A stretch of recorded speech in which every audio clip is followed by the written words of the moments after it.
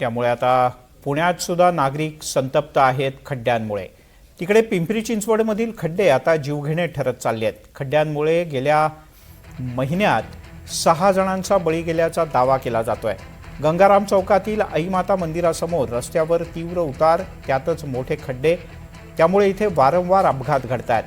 प्रशासन आणखीन किती बळी गेल्यानंतर जागं होणार हा प्रश्न वाहन चालकांकडून उपस्थित केला जातोय। या ठिकाणाहून सविस्तर आढावा घेतला आमचे प्रतिनिधी अजिंक्य धायगुडे यांनी। पुणे शहरात ठिकठिकाणी रस्त्यांची चाळण झालेली आहे आणि यामुळे अपघाताचं देखील प्रमाण वाढतंय। मी सध्या पुण्यातील गंगाराम चौकापासून पुढे आल्यानंतर जे आई माता मंदिर आहे त्या मंदिराच्या समोरील रस्त्यावर मी सध्या उभा आहे आणि ही वाहनांची आपण गर्दी पाहतो। या रस्त्यावर मोठ्या प्रमाणात वाहतूक होत असते।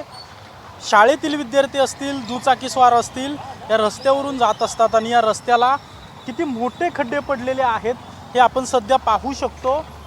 तीव्र उतार आहे आणि तीव्र उतारानंतर लगेचच अशा प्रकारे मोठे खड्डे पडल्यामुळे दुचाकी चालक असतील किंवा मोठे वाहनधारक असतील हे आपला जीव धोक्यात घालून या ठिकाणाहून वाहतूक करत आहेत। आपण पाहतोय की महिला देखील या ठिकाणाहून जात आहेत।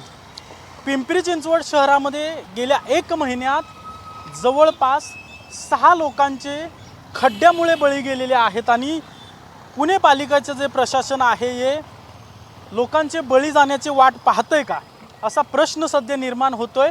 मोठेचे मोठे खड्डे पडलेले आहेत, त्यामध्ये पाणी साठलेलं आहे आणि या साठलेल्या पाण्यातूनच लोक जे आहेत ते सध्या प्रवास करत असल्याचं पाहायला मिळतंय।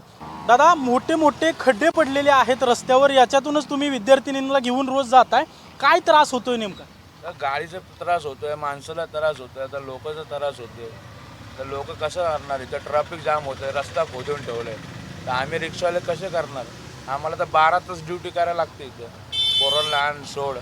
शाळेतल्या विद्यार्थ्यांचा जीव धोक्यात आहे, याच्यामुळे आहे ना अपघात होतंय की इथं गाडी पण पलटी होऊ शकते, गाडीचा टायर पण काय पण होऊ शकतो। पालिका प्रशासन खड्डे भरत नाही भरत, इथं कोण जबाबदारीच घेत नाही। आपण पाहतोय की शाळेतील विद्यार्थिनींना घेऊन हे दादा निघालेले आहेत। मोठ्या प्रमाणात वाहतूक या रस्त्यावर आहे। पुन्हा एकदा मी दाखवतोय, मोठमोठे खड्डे पडलेले आहेत आणि या खड्ड्यामुळे अनुचित प्रकार घडू शकतो, अपघात घडू शकतो, लोकांचा जीव जाऊ शकतो। इथपर्यंत हे खड्डे आहेत आणि ही सगळ्या धोकादायक रस्त्यावरून ही सगळी वाहतूक सुरू आहे आणि यामध्ये सामान्य पुणेकरांचा जीव जाण्याची वाट पुणे महापालिका पाहते का असा प्रश्न सध्या उपस्थित केला जातोय। पालिका प्रशासन सध्या झोपेत असल्याचं आपल्याला पाहायला मिळतंय। कॅमेरा पर्सन निकेतन मानेसह अजिंक्य धायगुडे, NDTV मराठी, पुणे।